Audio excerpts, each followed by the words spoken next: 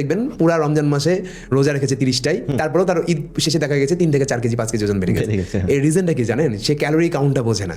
সে মনে করেছে যে আমি তো 16 ঘন্টা না খেয়ে আছি, বাকি যে 7 ঘন্টা বা 8 ঘন্টা আমি খাবার খাওয়ার টাইম পেলাম, যা ইচ্ছে তাই খাবো।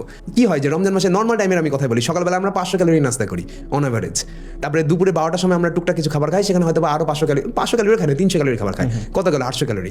দুপুরের লাঞ্চে হয়তো আমরা 800 ক্যালোরি খাবার খাই, কত গেল 1500 থেকে 1600। সন্ধ্যার সময় আমরা ধরেন যে আরো 300-400 ক্যালোরির খাবার খাই, কত হলো 2000 ক্যালোরি। এবং রাতে ধরেন আমরা 1000 ক্যালোরির খাবার খাই।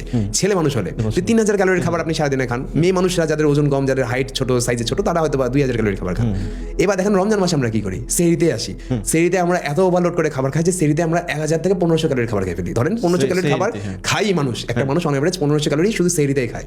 ইফতার আমরা কি করেছি, একটা জিলাপিতে 300 ক্যালোরি থাকে, কোনো জিলাপির সাইজের উপরে ডিপেন্ড করে 500 ক্যালোরি 600 ক্যালোরি হয়ে যায়। মুড়ি আছে, বেগুনি আছে, পেঁয়াজি আছে, প্রত্যেকটাতে যদি আপনি 300-400 ক্যালোরি অ্যাড করেন, 2000 ক্যালোরি থেকে 3000 ক্যালোরি জাস্ট ইফতারিতে খায় আমরা। তো যে ব্যক্তিটা সারাদিন যাবত 3000 ক্যালোরি খাচ্ছিল, সে রমজান মাসে এসে শুধু ইফতারিতে 3000 ক্যালোরি খায়, তারপরে আবার ডিনার করছে আরো 1000 ক্যালোরি। অর্থাৎ রমজান মাসে একটা ব্যক্তি 5000 ক্যালোরি পর্যন্ত পৌঁছে যায়, যেটা কিন্তু নর্মাল টাইমে হয় না। না হলো 4000 ক্যালোরি খাবার খায় রমজান মাসে, যার কারণে তার রমজান শেষে হাত পা শুকিয়ে যাচ্ছে এবং পেট ভরে যাচ্ছে। হাত পা কেন শুকাচ্ছে? যে প্রোটিন দেয়নি। রোজা রাখার সাথে, অর্থাৎ 16 ঘন্টা 17 ঘন্টা না খাওয়ার সাথে ওজন কমা বাড়ার সম্পর্ক নাই। সম্পর্ক হচ্ছে বাকি যে 6-7 ঘন্টা আপনি খাবার খাওয়ার টাইম পেলেন, ওই টাইমটাতে আপনি কি খাচ্ছেন, সেটার সাথে আপনার ওজন বাড়বে কি কমবে সেটা সম্পর্ক।